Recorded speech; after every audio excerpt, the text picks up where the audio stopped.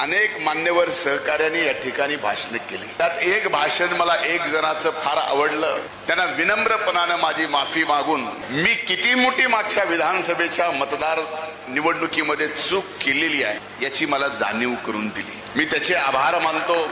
इथंच आहे म्हणून आपल्या सर्वांच्या वतीनं प्रमोदजी महाजन साहेबांच्या स्मृतीस वंदन करतो। खरं तर आज योगेश भैयानी हा मेळावा आयोजित केला आणि मेळावा आयोजित करताना सर्वांच्या लाडक्या उमेदवार या जिल्ह्याच्या भावी खासदार ज्यांच्या प्रचाराच्या निमित्तानं बीड विधानसभा मतदारसंघातील सर्वांचा मेळावा इथं आयोजित केला। उमेदवार म्हणून आणि आपले प्रखर विचार आणि बीड जिल्ह्याचा विकास यावर आत्ताच पंकजाताईंनी आपले या ठिकाणी विचार मांडले। त्या माननीय माझ्या भगिनी भारतीय जनता पार्टीच्या राष्ट्रीय चिटणीस पंकजाताई गोपीनाथरावजी मुंडे आजच्या या व्यासपीठावर उपस्थित सर्वात वयाने आणि राजकारणाने अनुभव असणारे आदरणीय माजी आमदार जनार्दनजी तुपे साहेब, व्यासपीठावर उपस्थित डॉक्टर योगेशजी क्षीरसागर, डॉक्टर सारिकाताई क्षीरसागर, कल्याणरावजी आखाडे, राष्ट्रवादी काँग्रेस पक्षाच्या जिल्ह्याच्या अध्यक्षा प्रज्ञाताई खोसरे, प्रियाताई डोफडे, काकासाहेब जोगदंड, बाप्पासाहेब घुगे, सुधीर काकडे, किशोरजी काळे, बाळासाहेब गुंजाळ, प्रेम चांदणे, रणजित बनसोडे, ॲडव्होकेट राऊत अण्णा, रमेशजी चव्हाण, अशोकजी इंगळे, शंकरप्पा चव्हाण, सुभाष सपकाळ, व्यासपीठावर महायुतीचे सर्व सन्माननीय माझे सहकारी या जिल्ह्यातील आणि या मतदारसंघातील नेते आणि आजच्या या मेळाव्याला अभूतपूर्व गर्दी केलेल्या माझ्या माय भगिनी, वडीलधारी मंडळी, मोठ्या उत्साहात असणाऱ्या माझ्या तरुण भावांनो आणि इथं उपस्थित पत्रकार मित्रांनो, खरं तर आज 3 मे आणि एखाद्या व्यक्तीचा कुठला तरी प्रभाव आपल्यावर असावा आणि एखाद्या व्यक्तीला आपल्या कुठल्या तरी कामातून ते आपल्यात नसताना सुद्धा जिवंत ठेवावं अशा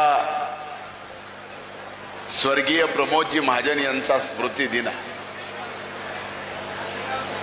आणि मी कायम माझ्या जीवनामध्ये माझ्या बोलण्यातून, माझ्या बोलण्यातून, माझ्या भाषणातून एका व्यक्तीला म्हणून नाही अनेक व्यक्तीला जिवंत ठेवतो। त्यातले स्वर्गीय एक प्रमोदजी महाजन, आज त्यांची आठवण काढली की या निवडणुकीच्या तोंडावर त्यांच्या 4 ओळी मला आठवतात। क्या हार में क्या जीत में किंचित नहीं भयभीत मैं, क्या हार में क्या जीत में किंचित नहीं मैं भीत, किंचित नहीं मैं भयभीत मैं, विजय पथ पे जो भी मिला ये भी सही वो भी सही। म्हणून आपल्या सर्वांच्या वतीनं प्रमोदजी महाजन साहेबांच्या स्मृतीस वंदन करतो। खरं तर आज योगेश भैयानी हा मेळावा आयोजित केला आणि मेळावा आयोजित करताना अनेक मान्यवर सहकार्यांनी या ठिकाणी भाषण केली। त्यात एक भाषण मला एक जणाचं फार आवडलं। त्यांना विनम्रपणाने माझी माफी मागून मी किती मोठी मागच्या विधानसभेच्या मतदार निवडणुकीमध्ये चूक केलेली आहे याची मला जाणीव करून दिली। मी त्याचे आभार मानतो. इथंच आहे. आभार मानतो की त्यांनी मला ह्या गोष्टीची जाणीव करून दिली की ही मी चूक करतोय. चूक करताना सुद्धा एखाद्याला माहित असेल की आपण चूक करतोय, पण आपल्या नेत्याकडे बघून आपल्याला गप बसून गुमान काम करावं लागतं. माझी झालेली चूक योग्य वेळेला योग्य माणसाला या ठिकाणी उमेदवार दिल्यानंतर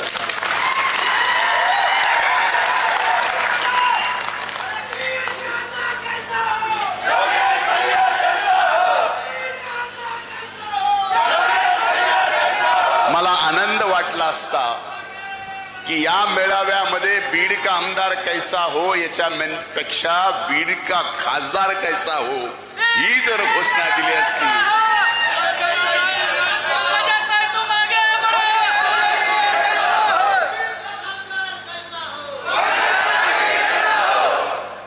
कारण आमची वेळ नंतर आहे.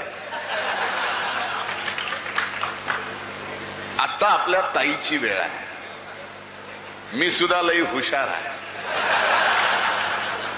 नेमकं कशासाठी आलात? मी समोर बसलेल्या प्रत्येक श्रोत्याच्या डोळ्यात डोळे घालून हृदयात माझी वाणी पोचावी आणि ती कायम राहावी याच्यासाठी प्रामाणिकपणानं वक्तृत्व करणारा एक कार्यकर्ता. त्यामुळं आपल्याला विधानसभा आणखीन लांब आहे, पण आता ही लोकसभेची निवडणूक आहे आणि या लोकसभेच्या निवडणुकीत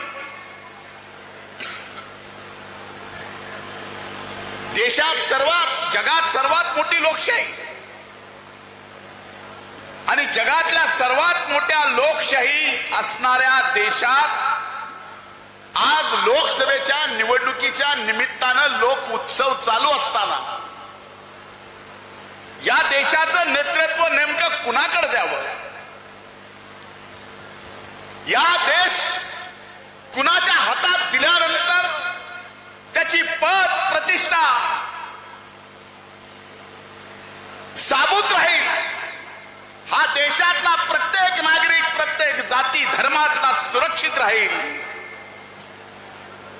याचा विचार करणारी, हा विचार करून मतदान देऊन आपल्या भागामधला खासदार देशाच्या नेतृत्वाच्या पाठीमागे उभा करण्याची ही निवडणूक आहे.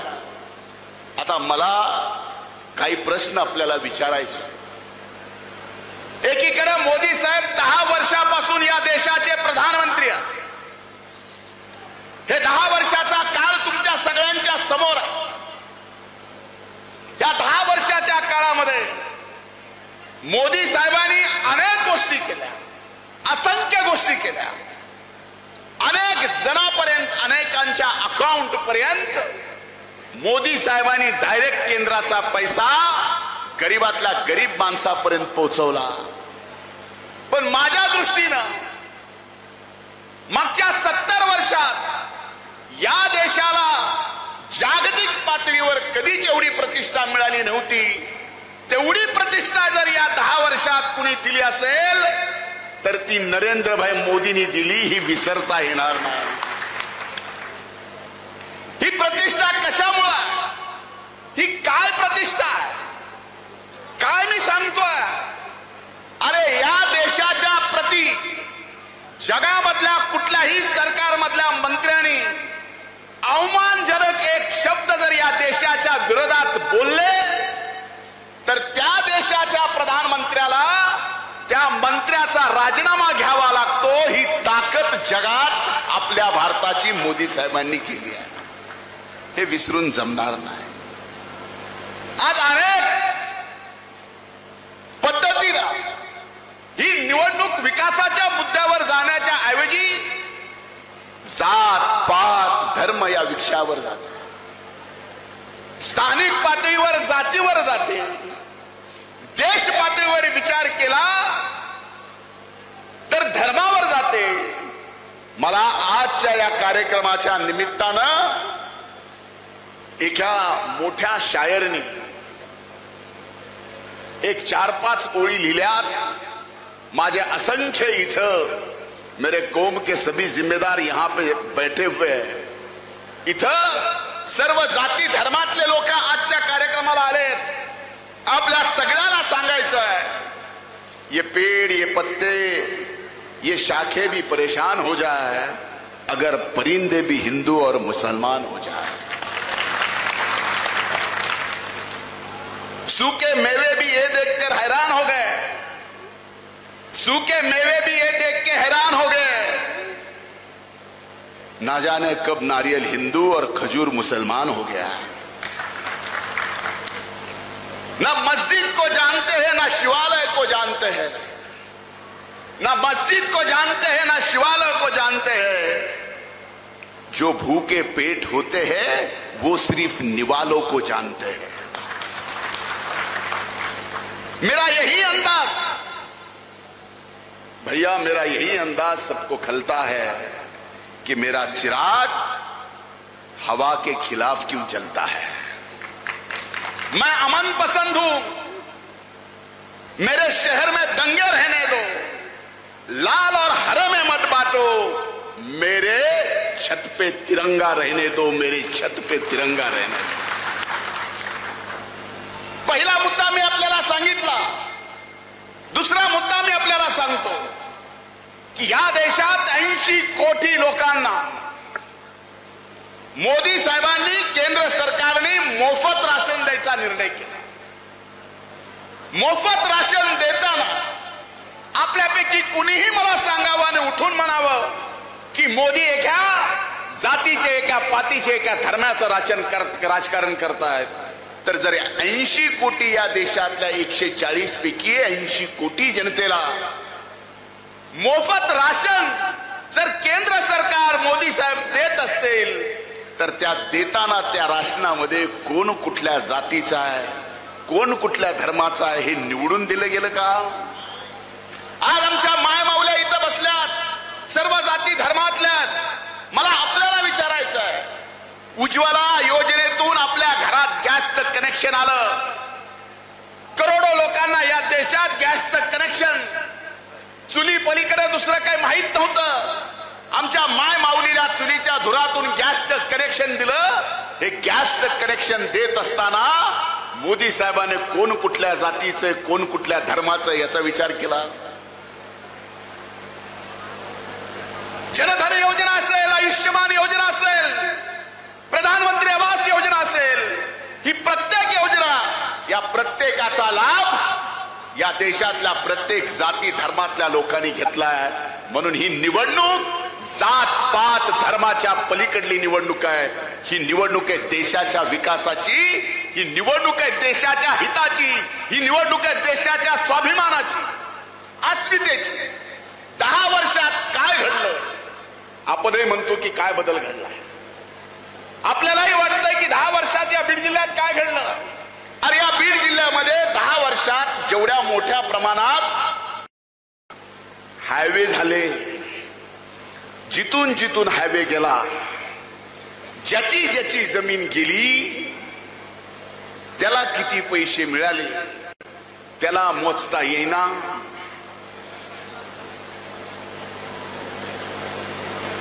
की एवढ्या जमिनीचे पैसे एवढे मिळतात, आणि आज रस्ता झाल्यानंतर त्याच व्यक्तीला विचारा की तुझा हा नॅशनल हायवे झाल्यानंतर 10 वर्षापूर्वी तुझ्या जमिनीची जी किंमत होती ती किंमत आणि आजच्या किमतीमध्ये किती फरक पडलाय?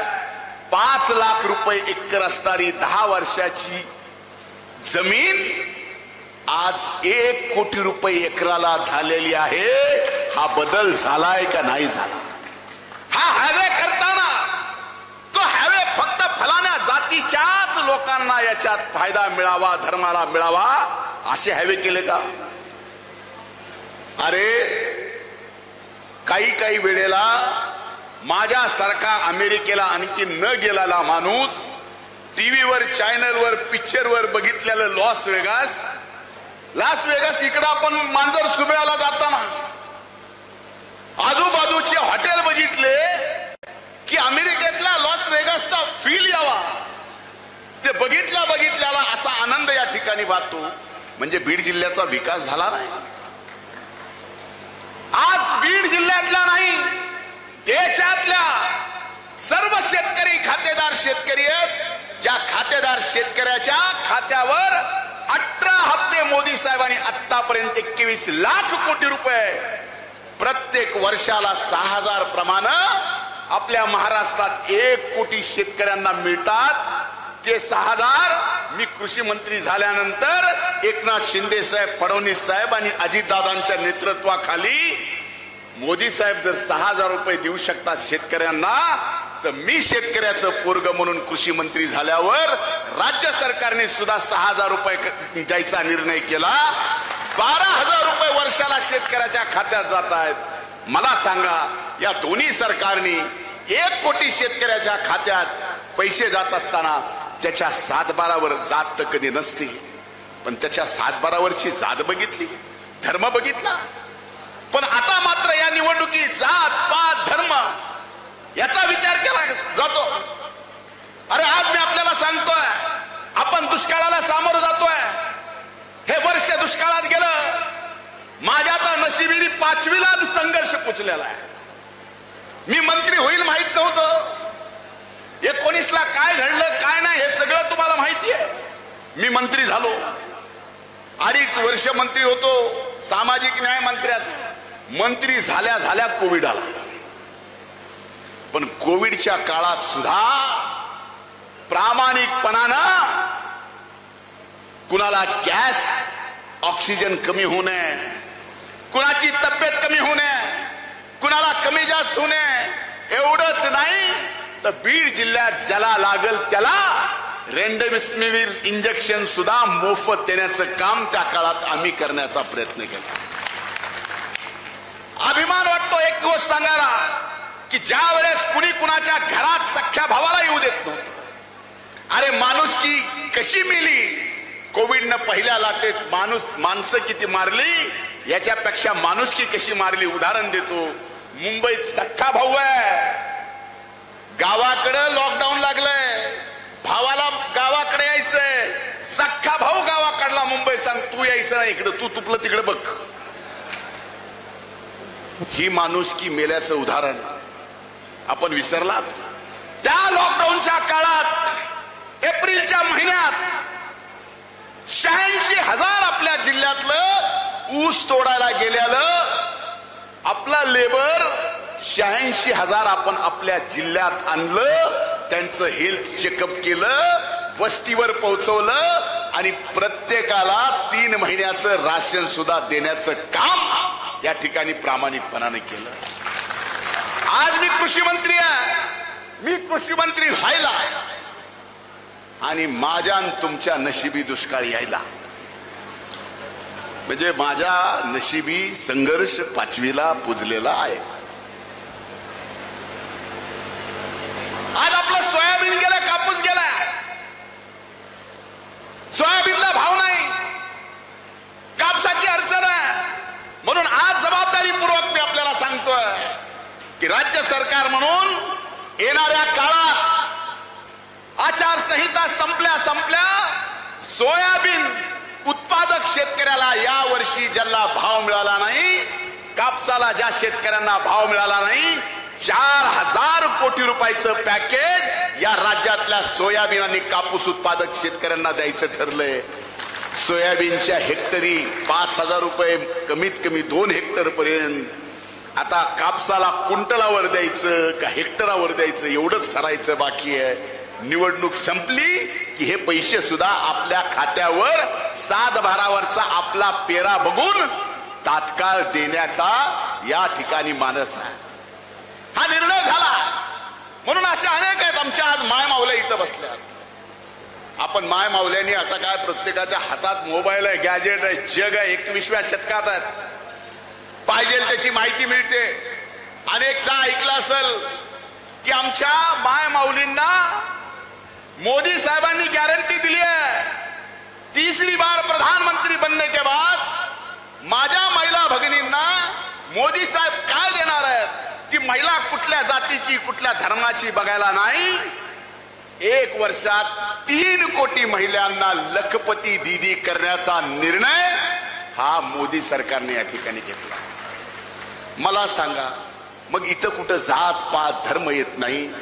तर ही निवडणूक लोकसभेची, देशाचं हित, देशाची प्रगती, ज्या वेळेस हा देश ताब्यात घेतला मोदी साहेबांनी प्रधानमंत्री म्हणून, त्यावेळेस आपला देश कंगाल झाला होता. आज सांगायला अभिमान वाटतो की हा देश जगाच्या आर्थिक पातळीवर 5व्या क्रमांकावर आहे आणि येणाऱ्या 5 वर्षात आपला हा देश विश्वगुरु होणार आहे आणि आर्थिक स्थिती सुद्धा जगात 3ऱ्या क्रमांकावर येणार आहे. एवढा श्रीमंत देश आहे. आता हा श्रीमंत देश प्रगती करत असताना ही निवडणूक डोळ्यासमोर ठेवा आणि लक्षात घ्या, आपल्यालाही देशाच्या बरोबर प्रगती करायची आहे की आपला बीड जिल्हा आपल्याला असाच मागासलेला ठेवायचा आहे, असाच ऊसतोड मजुरांचा जिल्हा म्हणून ठेवायचा आहे. हा विचार या निवडणुकीत मतदान करताना फार आवश्यक आहे. उमेदवार कुठल्या जातीचा आहे, कुठल्या पातीचा आहे, आपलं आपलं बघा. जे काही ताई बोलल्या, पण मी आपल्याला खरं सांगू, जे प्रश्न सगळे निकाली निघाले, आरक्षणाचे प्रश्न सुद्धा निकाली निघाले. मला एक प्रश्न विचारायचा आहे, जात पात धर्म म्हणून ज्यावेळेस निवडणुकीला आपण सामोरं जातो त्यावेळेस विकास होत नाही, त्यावेळेस आपला जिल्हा भकास होईल. आज संधी आली आहे. आपल्याला गरज काय? या बीड जिल्ह्याची ब्ल्यूप्रिंट विकासाची आमच्या समोर आहे. एक काळ होता की वरून देश ठरवायचा जिल्ह्यात काय विकास व्हायचा. आता असं नाही. आता या देशामध्ये बीडच्या जिल्ह्याने तिथं डिस्ट्रिक्ट डेव्हलपमेंट स्ट्रॅटेजिक प्लॅन तयार करायचा. या जिल्ह्याला कशातून खऱ्या अर्थानं विकास मिळणार आहे? मोकळं उगच काही द्यायचं नाही. खरा विकास काय तर हे आहे. आज आपली वाईट परिस्थिती या जिल्ह्याची काय? का मागासलेला जिल्हा आहे? का ऊसतोड मजूर या जिल्ह्यात जास्त आहेत? का जातीपातीचं राजकारण या जिल्ह्यात होतं? याचं कारण आहे की 7,93,000 हेक्टर जमीन या बीड जिल्ह्याची फक्त 1 खरीपाचं पीक घेते, 12 पाणी नाही. आणि 1,87,000 हेक्टर जमीन ही फक्त बागायती आहे, ज्याला पाणी मिळतं. मग जर 80% जमीन पाण्याविना जर असेल तर आमचा हा शेतकरी या जिल्ह्यातला खरीपाचं पीक घेऊन 6 महिने दुसऱ्याच्या शेतात आपल्या मनगटाच्या ताकदीवर ऊस तोडतो. आमच्यासाठी ही निवडणूक का महत्वाची आहे की या बीड जिल्ह्यात या 7 लाख हेक्टर मध्ये येणाऱ्या 5 वर्षात 6 लाख हेक्टर जमीन ही सिंचनाखाली आणायची. हे स्वप्न आम्ही या ठिकाणी बघितलंय आणि ते आम्हाला पूर्ण करायचं आहे. आमच्या कष्टकरी ऊसतोड मजुराच्या मनगटाच्या ताकदीवर आम्ही दुसऱ्याच्या शेतातला ऊस तोडू शकतो. तर ह्याला जर शेतकऱ्याला पाणी दिलं तर हा जिल्हा कोल्हापूरच्या बरोबरीनं ऊस उत्पादकांचा जिल्हा म्हणून ओळखला जाईल. हा महत्वाचा निर्णय आपल्याला येणाऱ्या काळात घ्यायचा. योगेश भैयाने सांगितलं, म्हणले बीडच्या पुढे आम्ही उद्योग जाऊ देणार नाहीत. आम्हाला तरी पुढे कुठं न्यायचं आहे? जिथं तिथं जे ते उद्योग आहेत, सुरुवात करू कुठून? पश्चिमेकडून करतो. बीड सोडली, गेवराई तालुका लागला की आपल्या नॅशनल हायवेला लागून हजारो एकर जमीन एवढ्यासाठी आज भूसंपादन केली जाते की सगळ्यात मोठं या राज्यातलं कॉटन पार्क करण्याचा निर्णय केंद्र सरकारच्या मदतीनं त्या ठिकाणी होणार आहे. 7 तारखेला मोदी साहेब येतील, बीड जिल्ह्यात अनेक विकास कामाची घोषणा करतील आणि पीएमची गॅरंटी, मोदींची गॅरंटी. आणि इथं सुद्धा आपल्या उमेदवार पीएमच आहेत ना. आणि या दोघांच्या गॅरंटीसाठी राबणारा मीडियम आहे. आणखीन कसली गॅरंटी पाहिजे? आता हे उमेदवार बोलतो का त्याला कॉटन पार्क कळल का? त्याला 42 टीएमसी आपला बीड जिल्हा, पाण्याची तूट आहे गोदावरी खोऱ्यात, याच्यासाठी हजारो कोटी रुपये लागणार आहेत. ते केंद्र सरकारच्या मदतीनं प्रकल्प पूर्ण करायचा आहे. थोडं पुढे गेलं, बीडला तर जे पाहिजे ते भैया देऊच. तुम्ही मागा प्रकल्प, तुमचं पूर्ण स्वप्न करणं म्हणजे खऱ्या अर्थानं काकूंना ती श्रद्धांजली आहे. त्या काळातले अधुरे स्वप्न काकूंचे पूर्ण करायचे आहेत. त्या काळातले स्वर्गीय मुंडे साहेबांचे स्वप्न पूर्ण करायचे आहेत. आणि ते स्वप्न पूर्ण करण्यासाठी आम्ही या ठिकाणी सर्वजण एकत्र आलो आहे. आमचा वैयक्तिक ह्याच्यात काय स्वार्थ आहे सांगा? आम्ही राजकारण करतोय, आमच्या घरात भाकर खायला मिळत नाही म्हणून करतोय का? आज या ठिकाणी अनेक ग्रामीण भागातले प्रश्न सुद्धा उपस्थित केलेत. या मतदारसंघाच्या विकासाच्या दृष्टीने महत्वाचे आहेत. सिंदफणा नदीवर बंधारे आहेत. आपल्या मतदारसंघात 2च आहेत, गेवराईमध्ये 7 आहेत. मला माहिती कुठं बंधारे करायचे आहेत. जबाबदारीपूर्वक सांगतो की गेवराईच्या 7 सिंदफण्याच्या बंधाऱ्यासोबत हे बीडचे सुद्धा सिंदफण्यावरचे बंधारे पूर्ण करण्याचा शब्द मी आपल्याला देतो. आणि विधानसभेच्या निवडणुकीच्या आचारसंहितेच्या अगोदर याचं मंजुरी सुद्धा घेऊन देण्याची जबाबदारी योगेश भैया मी माझ्या खांद्यावर घेतो. हे राज्याच्या संबंधित आपण प्रश्न उपस्थित केलेत म्हणून या ठिकाणी डोंबरी तलावापासून उजवा कालवा व डावा कालवा दुरुस्ती, उजव्या कालव्याची दुरुस्ती चालू झाली आहे.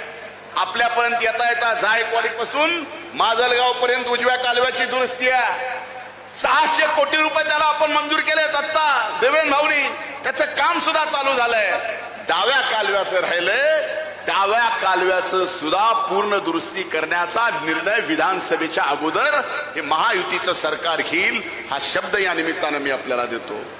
आज सोन्ना खोटा प्रकल्पातून मैंदा मार्गे कालवा प्रस्तावित होता, त्याचे काम होणे अपेक्षित आहे. हे मी बघतो नेमकं कुठं आहे. इमामपूर ते नेकनूरकडे जाणारा रस्ता मध्येच वनीकरण विभागाची परवानगी नसल्यामुळं काम अर्धवट राहिलंय. मी आपल्याला सांगतो, हे वनीकरण जर केंद्रीय वन विभागाचा असलं तरीही 6 महिन्याच्या आत वन विभागाची परवानगी घेऊन हा अर्धवट रस्ता सुद्धा पूर्ण करून देण्याचा शब्द मी या निमित्तानं आपल्याला देतो. कपिलधारवाडी तलावाची प्रशासकीय मान्यता झाली होती. तुम्ही म्हणलात कशात थांबली बघतो. कुणी थांबविली असतील तर त्याला कसं थांबवायचं हे बी मला माहिती आहे. बीड तालुक्यातील सर्व धार्मिक तीर्थक्षेत्र आणि पर्यटन स्थळाचा विकास याचा शब्द मी याच्या अगोदरही दिलाय. पण आपल्या सगळ्यांच्या समोर देतो की आपल्या बीड जिल्ह्याचे सर्व धार्मिक स्थळ, पर्यटन, सर्व धर्माचे स्थळांचा विकास तीर्थक्षेत्राला ब दर्जा देऊन जेवढे पैसे लागतील, जेवढा तुम्ही त्या विकासासाठी प्लॅन कराल तेवढे पैसे राज्य सरकार विधानसभेच्या अगोदर मंजूर करील हा शब्द मी या निमित्तानं देतो. आता सुद्धा दिलेच ना, आपण अनेक तीर्थक्षेत्राला दिले. आपण सांगितलं की आंतरवन, पिपरी, खांडेपारगाव, नागापूर, उमरी या भागातील टुकूर प्रकल्पाला विरोध झाला होता. हे आज नाही, तुपे साहेबांना माहित असेल. 2002 पासून टुकूरचा साठवण तलाव मंजूर आहे, पण तिथं विरोध होतोय, होऊ देत नाहीत. लोकांच्या जमिनी जात आहेत, तेही चुकीचं आहे. म्हणून आज आपल्याला शब्द देतोय, टुकूरचं हे साठवण तलाव आपण बंधाऱ्यात रूपांतरित केलाय. आता कुणाची 1 गुंठा सुद्धा जमीन जाणार नाही. त्या टुकूरच्या तेवढ्याच किमतीच्या प्रकल्पात 4 निम्न बंधारे या ठिकाणी त्या आपल्या नदीवर होणार आहेत आणि त्याची प्रशासकीय मान्यता झालेली आहे. 1 महिन्याच्या आत आचारसंहिता संपल्यावर वर्क ऑर्डर होऊन याचे काम चालू होतील हा शब्द मी या निमित्तानं आपल्याला देतो. उखंडा तलावावरून मोठी पाईपलाईन असेल, बीड तालुक्यातील विषय असेल, बीड शहरातील, हा भैया फक्त एवढंच म्हणतात, काही करा त्या बीड नगरपालिकेच्या हद्दीतील नगर उत्थान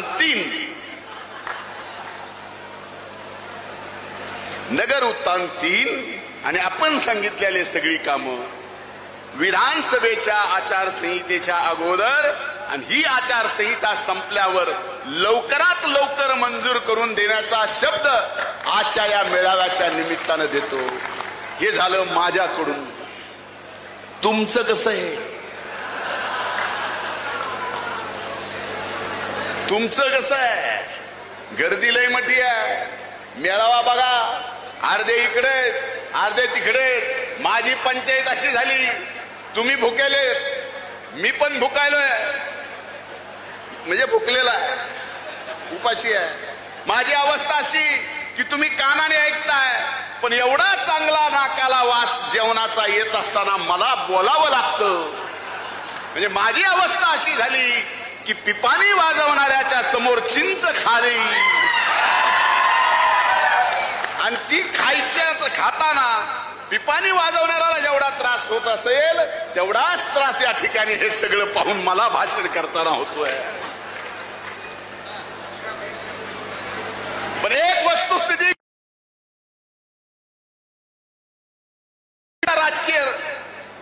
राजकारणामध्ये मी ज्यावेळेस सक्रिय झालो, रजनीताई पाटलांच्या खासदारकीच्या निवडणुकीला, त्यावेळेस हे खरी गोष्ट आहे, बीड जिल्ह्याने कधी जात पात धर्म पाहिला नाही. 1997 पासूनचा इतिहास मी या अगोदरच्या अनेक सभेत आपल्या समोर वाचून दाखवलाय. या जिल्ह्याने ब्राह्मण दिला खासदार, या जिल्ह्याने लिंगायत खासदार दिला, या जिल्ह्याने धनगर खासदार दिला, या जिल्ह्याने काकूंसारख्या तेली समाज जन्माला यांना खासदार दिला, मारवाडी दिला. अरे एवढंच नाही तर साताऱ्याहून आलेले क्रांतिसिंह नाना पाटील मराठा समाजाचे, त्यांनाही दिलं, जयसिंग काकाला दिलं, मुंडे साहेबांना दिलं. असे अनेक उदाहरणं तुम्हाला देता येतील. हा बीड जिल्हा कधीच जात पात धर्म बघत नाही, कर्तृत्ववान कोण आहे आणि बीड जिल्ह्याचा विकास कुणाच्या हातून होणार आहे त्याच्या पाठीमागं ह्या बीड जिल्ह्यातली जात पात धर्म उभा राहतो, बाकी कोणी बघत नाही. आता राहिला विषय खरंच आरक्षणाचा. काही लोकांचे नावं घेतले इथं की म्हणले धोंडेनी, दांडेनी इथं घेतलं, दांडेनी भाषण केलं, उत्कृष्ट भाषण केलं, उत्कृष्ट. पण ते भाषण करताना एक नाव घेतलं. आता ज्यांना हा समाज मतदान करायचं म्हणतोय ना, जातीपातीवर सगळा नाही, ठराविक काही 8-10-5% लोक, ती जी महाविकास आघाडी आहे ना, त्यांचा तो प्रवक्ता आहे. हा, त्यांचा तो प्रवक्ता आहे. याचा अर्थ त्याचा अण्णा मुंडे असणं, तुमचं ठांडे असणं, तुपेंचं तुपे असणं, क्षीरसागरांचं क्षीरसागर असणं, आखाड्यांचं आखाडे असणं, हे तुमच्या माझ्या हातात आहे का हो? कोणी कुणाच्या जन्मी कुणाच्या पोटी जन्माला यावं, कुठल्या धर्मात कुठल्या जातीत यावं, मायच्या एकाने उठून सांगावं की एकाला तुम्हाला कोणाला माहिती कसं आहे का? आपल्या हातात आहे का? अशी काही आपल्याकडं प्रथा परंपरा आहे का? कुठल्या धर्मामध्ये अशी काही सोय आहे का की या जन्मी मी ज्या जातीत आलोय आणि पुढच्या जन्मी सुद्धा ज्याचा विश्वास असेल त्याला, अशी काही नियोजन आहे का की देवाला निवेदन द्यायचं? जसं माझ्याकडे आता काही निवेदन आले पालकमंत्री म्हणून, हे देवा विषय मनाप्रमाणे मला धर्म जात आणि फलाण्या माणसाच्या पोटी जन्माला येऊ दे मोदय, आणि विषय खाली लिहायचा आणि देवाला पाठवून द्यायचं. तसा जन्म आपल्याला मिळतो का? मग इथं मात्र अशा पद्धतीने चाललंय, एवढ्या जातीपातीचा द्वेष.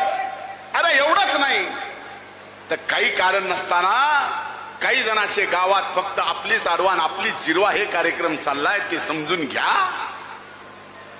आज अनेक जण 20-25 वर्ष आपलं गाव सांभाळतायत, गावामध्ये पुढारपण करतायत, हाडाची काढ करून त्यांनी जन्म तयार केलेला आहे. आज ती माणसं सुद्धा म्हणतात की गाव सगळं बरं पण जरा बिघडल्यावणीच करायले. यावेळेस काय झालंय की आमचंही ऐकना, आता तुमचंही ऐकना, तर तुमचं नेतृत्व राहिलंय का? मग मग ज्याचं ऐकेल त्यांना आणायचं का? तसा प्रयत्न केल्यावर आम्ही तेही येतील, काय अडचण नाही. पण हा प्रकार सर्वात धोकादायक कुणाला आहे? ही निवडणूक त्याची नाही आहे. ही निवडणूक बीड जिल्ह्याला देश विकास करत असताना देशासोबत जायचं का नाही, देशाच्या विकासासोबत बीड जिल्ह्याला प्रगती करायची का नाही. माझ्या दृष्टीनं, पंकजाताईच्या दृष्टीनं, आमच्या सगळ्यांच्या दृष्टीनं ही निवडणूक एवढ्यासाठी आहे की आज संबंध देशभरात जेवढे मागासलेले जिल्हे त्याच्यात शेवटच्या 10 मध्ये आपला बीड जिल्हा मागासलेला येतोय. पंकजाताईला खासदार म्हणून तुम्ही मोदी साहेबांच्या पाठीमागे उभं करा. येणाऱ्या 5 वर्षात पहिल्या या देशातल्या 10 विकसित मतदारसंघामध्ये हा बीड लोकसभा मतदारसंघ आणून देण्याची जबाबदारी आम्ही या ठिकाणी घेतो. आता सांगितलं की म्हणले 1.5-2 वर्ष लागतील परळीपर्यंत रेल्वे जायला. परळी बीड नगर रेल्वे वर्षभरात येईल. पण ती फक्त रेल्वे वर्षभरात धावणं एवढं स्वप्न माझं नाही आहे ना ताईचं आहे.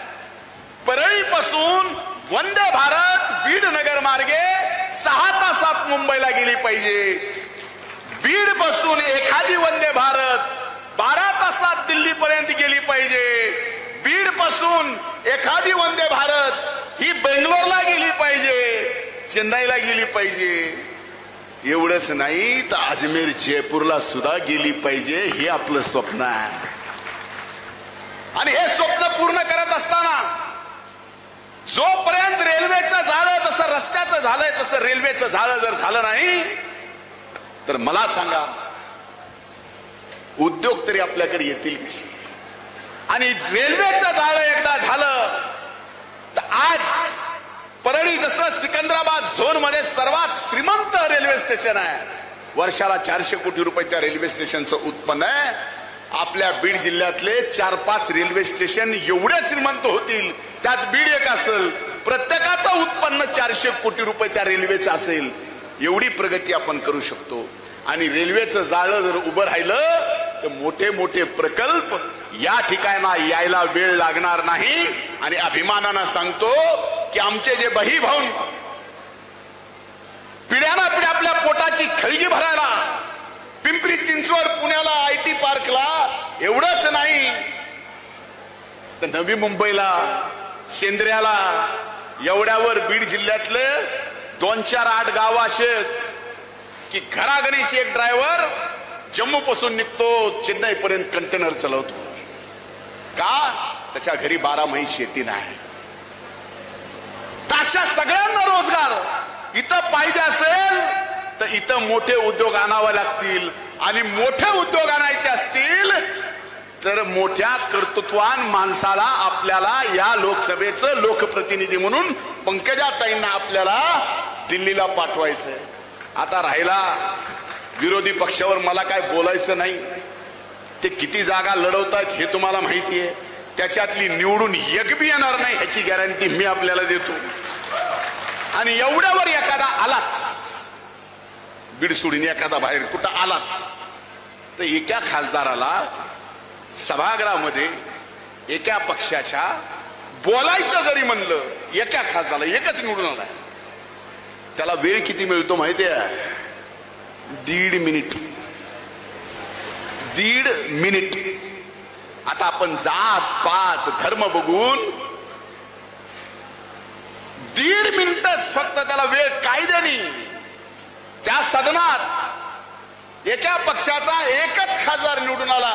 1.5 मिनिटापेक्षा त्याला बोलायची संधी सुद्धा मिळत नाही. 1 सेकंद सुद्धा जास्त बोलू शकत नाही. माईक लगेच बंद होतो. तिथं एवढं कडक कार्यक्रम आहे. इथं आम्ही तास-तासभर बोलू. आणि बरं हिओ जेव्हा उभा राहिला ह्याला जर सांगितलं की 1.5 मिनिटात अख्ख्या बीड जिल्ह्याचा विकास साधनात मांड, तुमच्या समोरच अगोदर मांडून दाखवावं, तुम्ही मानताल ते मी हरायला तयार आहे. ह्याच्याकडे प्लॅन आहे का कुठला डेव्हलपमेंटचा? ह्याची काय प्रगती या जिल्ह्याचा विकास करण्यासाठी काय आहे का? ह्यांचे दौरे बघा कुठं चालू आहेत, कुठल्या गावांनी चालू आहेत, कशा पद्धतीनं मनभेद करायचा प्रयत्न चालू आहे. हे आपल्या जिल्ह्याला परवडणार नाही. हा जिल्हा कर्तृत्वाच्या पाठीमागे राहिला आहे, कुठल्या एका जातीच्या पाठीमागे राहिला नाही, ही वस्तुस्थिती आहे. आणि कर्तृत्वाच्या पाठीमागे राहायचं असेल तर कर्तृत्वान माणसाला या जिल्ह्यामध्ये आपल्याला खासदार म्हणून पाठवावं लागेल. बीड जिल्ह्याच्या सर्व जाती धर्माचा विकास करण्यासाठी, बीड जिल्ह्याचा कायम मागासलेपण दूर करण्यासाठी आणि बीड जिल्ह्यावर ऊसतोड मजुरांचा जिल्हा म्हणून जी ठप्पा पडलाय तो कायमस्वरूपी मिटवण्यासाठी पंकजाताईला आपण एवढे जसे आलेत त्याच्यापेक्षा एकानं जर इथं आलेल्यानी 200 मतं घ्यायचं ठरविलं तर तुमच्या बीड विधानसभा मतदारसंघातून विधानसभेचा निकाल लागायच्या अगोदरच लोकसभेसोबत तुमचा सुद्धा निकाल लागेल भैया. लेकिन ये करना पड़ता और इधर भी करना पड़ता और जिनो बातें करे ना वो बातों पे अमल भी करना पड़ता. म्हणून आपल्याला सांगतोय काही निवडणुका फक्त लढायच्या असतात, जिंकायच्या अगोदर असतात. तुमच्यासाठी सगळ्यात मोठं आव्हान काय की लोकसभेची निवडणूक जिंकली, आपल्या मतदारसंघातून ऐतिहासिक मताधिक्य दिलं की फक्त विधानसभा लढवायच्या फॉर्मॅलिटी तुम्ही करा, आपोआपच तुम्ही याच निवडणुकीत जिंकलेला आहे. झालेल्या चुका दुरुस्त होणार आहेत आणि ते मीच करणार आहे. ही खरी गोष्ट आहे. झाल्या चुका होत्या, माणूस जन्म आहे. म्हणून म्हणलं की त्यावेळेस राष्ट्रवादी काँग्रेस पक्ष महायुती म्हणून जो बीड मध्ये उमेदवार दिला जाईल तो अतिशय योग्य दिला जाईल याचं वचन मी आपल्याला देतो. पण पंकजाताईला आपल्या विधानसभा मतदारसंघातून ऐतिहासिक मताधिक्य द्या ही कळकळीची विनंती करतो. इथंच थांबतो. खूप खूप धन्यवाद. जय हिंद, जय महाराष्ट्र, जय राष्ट्रवादी. देश विदेशातील प्रत्येक घडामोडींचे लाईव्ह अपडेट मिळवण्यासाठी आता साम टीव्हीच्या सर्व सोशल मीडिया प्लॅटफॉर्मला लाईक, फॉलो आणि सबस्क्राईब करा. तसंच सर्व नोटिफिकेशनसाठी बेल आयकॉन प्रेस करायला विसरू नका.